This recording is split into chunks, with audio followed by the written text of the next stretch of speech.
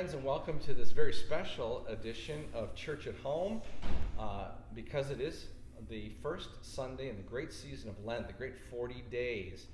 And we are here to discuss not only Lent, but specifically the readings from the first Sunday of Lent. Father Ed Estak. Father Joshua Trefnick. Father Michael Pitkosik. And we're glad to welcome you. And we're praying for all of our parishioners and our friends and viewers for a good and a holy Lent. And the feature, and the central feature of this first Sunday of Lent, it's this way every year. So that maybe speaks to our point today. This is nothing new. You've heard this a million times. If you get as old as I do, you've heard it forever. And it's the three temptations of Jesus in the desert. So he comes out of the baptism and he is driven by the Spirit into the desert where the devil tempted him and he was hungry. So the three great temptations that we're going to see Jesus undergo are really nothing new to our Judeo-Christian spirituality. They come from the book of Genesis, the very first book of the Bible, and the temptation of Adam and Eve, which, of course, they flunked. Yeah. They flunked. And so the three great temptations are the lust of the flesh. And so we all know these instinctual passions of our body. So hungry, thirsty, our sexual gratification, our pleasure centers, all that kind of stuff. So that's the lust of the flesh. And we'll see Jesus be tempted by the devil. First one is turn these stones into bread. Why? Because he was hungry. So he was tempted to satisfy the desires of the flesh. The second one is the lust of the eyes. And lust of the eyes has to do with possessions and envy and disordered desires for things that we see. As Adam and Eve saw that the fruit of the tree was not only good for eating, but it was pleasing to their sight, so they kind of were infatuated with it. So that's the lust of the eyes.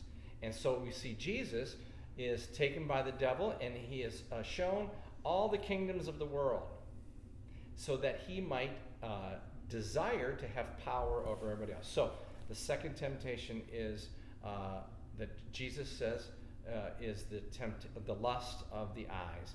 And then the third one is that the devil takes Jesus to the parapet of the temple and tempts him to throw himself down, in a sense to test God's affection for him. And we call this the pride of life. So those are the three great temptations that we have from the Old Testament, and we see throughout the Old Testament people are dealing with these three temptations. And of course it makes sense that at Jesus' inauguration of his mission, he would experience these temptations as well. So Father Michael came to us with a particular interest in the third temptation. Right, so I see in that temptation of the pride of life, the devil reminds Jesus, well, God will save you. If you throw yourself off the parapet, God will save you. And this kind of comes across like, what is this, a stunt? Like, yes, in a sense it is, because Jesus will be saved. And I think buried within this pride of life is the temptation for Jesus to take the easy way out. If he throws himself off the temple and makes this big demonstration, does this big stunt, and is saved by God, if he sends angels to catch him and save him, then people will certainly believe who he is and will know who he is. And his ministry will just be so much easier because he'll usher it in with this great stunt. And so Jesus resists the temptation to take the easy way out. He's going to enter into a more difficult ministry. He's going to go the hard route. And I think that's very important for us in Lent, because as we enter into this great season of Lent, we don't want to take the easy way out. We don't want to simply do what we did before and repeat past penances, past sacrifices, whatever the case might be. Say, well, here comes Lent, I always give up coffee, or I always refrain from dessert. I always do this. I always do that. Look, it's that time of the year where I give up whatever. And I think God's calling us to do a little bit more than that, to go beyond that, to really challenge ourselves, not to go overboard, not to go crazy.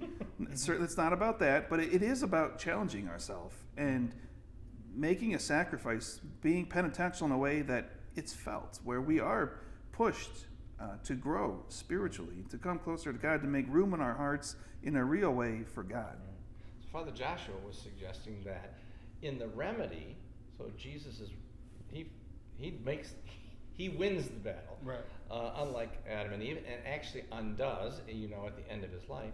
Father Joshua was suggesting to us what might be a motivation. What's going on here with our... Yeah, so in our first reading for this upcoming Sunday, we have this portion of Deuteronomy where Moses reminds the people of Israel of all the things that God has done for them, mighty deeds, acts of power, bringing them out of Egypt and the plagues and all this stuff, and taking them out from the slavery into a land of milk and honey.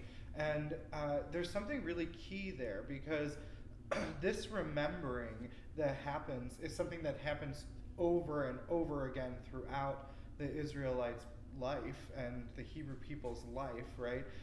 And the same thing is true for us.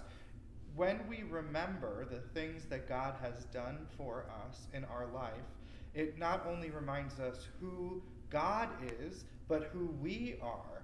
And this is the real temptation at the root of all of Jesus' temptations.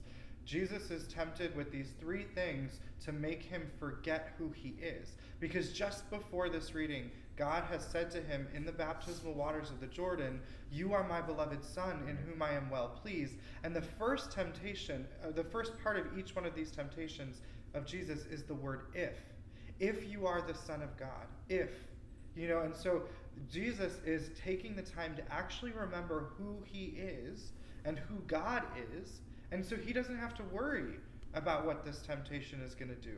All he has to do is trust that God has a plan, follow the plan that has been laid out, and be the person that God has called him to be. And so those things counter the temptations that Jesus is faced with. And so Lent, when we give these things up, like Father Michael is calling us to challenge ourselves a little bit, when we give those things up that are a little bit harder, it reminds us that we have to be dependent on God. It reminds us who God is, and it reminds us who we are, his beloved sons and daughters. So, if this is the big temptation, to forget who God is, and who God has been for us, if that's the underlier here, which I think is a good suggestion, is that I would say, as you're looking forward to this Lenten season, maybe we would want to examine our lives. Where in life are you most likely to forget who God is? We were saying Catherine of Siena, Catherine the Great, she, in one of her locutions, said that Jesus said to her, "Catherine, I am God and you are not." I love snarky Jesus. So maybe that is where we could find out, what do we need to give up for Lent this year? Let's go to the place where we are most likely and often forgetting that God is God and we are not. And then let's find a penance that might address that temptation, that circumstance in our life. Because this Lent is kind of like aerobics in spiritual life. We're supposed to be building up our virtue, building up our stamina, our capacity for God. And so I think this little outline here that the priest from St. Albert, I'm just saying, we may have come up with the great parish. Yeah.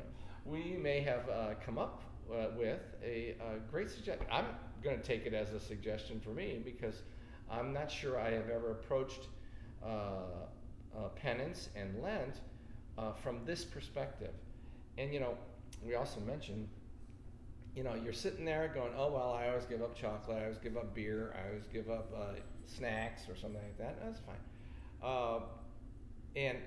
It's like, well, to do the same thing over and over, expecting a different result. So I guess I'm wondering is that last Lent, when you gave up all that, whatever it is that you did, the sacrifice, did it change you in your awareness of God in your life, in your responsiveness to God's grace in your life? Or did you just snap back on, Easter Sunday and resume life as it was, before Ash Wednesday? Maybe this is a invitation for all of us to try something, be open to something new that God has in mind for us. I think it might be a good idea. Yeah. Yeah. Yeah. Great. Thanks. Happy Lent. God bless you.